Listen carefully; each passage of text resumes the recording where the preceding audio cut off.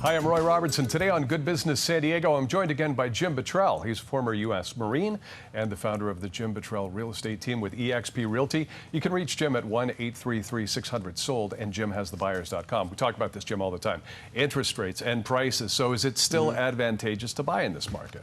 Definitely when you oppose it to rent, I would say yes, absolutely. So while the initial payment of owning a home is more than what your rent is, there are four huge financial advantages of home ownership that actually make it cheaper to own a home, even at today's interest rates and prices. It's much cheaper than renting.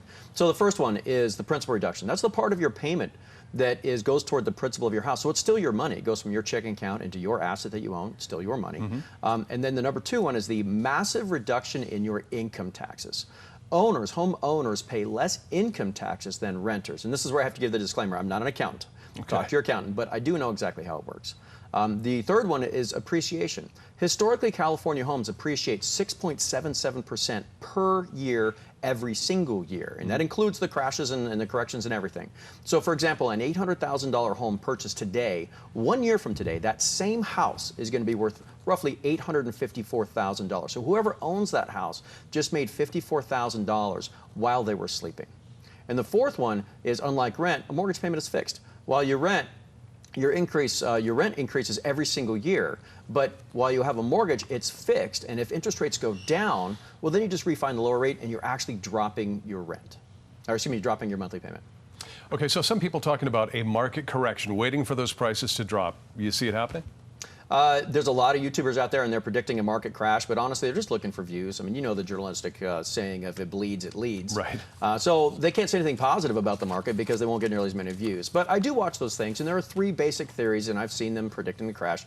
Number one, the economic theory of gravity, which is a joke, but they come up with this complicated theory about how much houses have gone up in certain areas, therefore they must come down that much.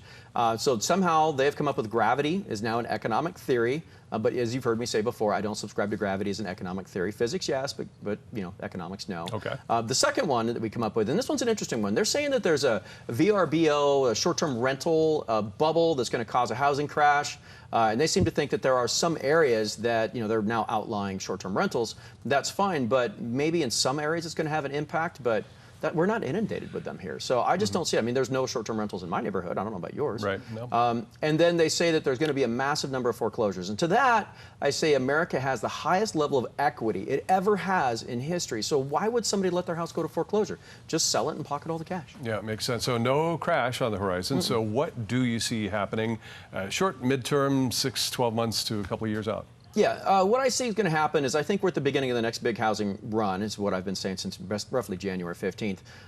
There's been a massive spike in interest rates, which we know that happened about a year and a half ago. But the unintended consequences is what's happened is all the sellers have hunkered down inside their houses. And suddenly their 2.5% interest rate they have has become more valuable than the house itself. Yeah, right. So they're not going to give up that interest rate, which means they're not going to give up that house.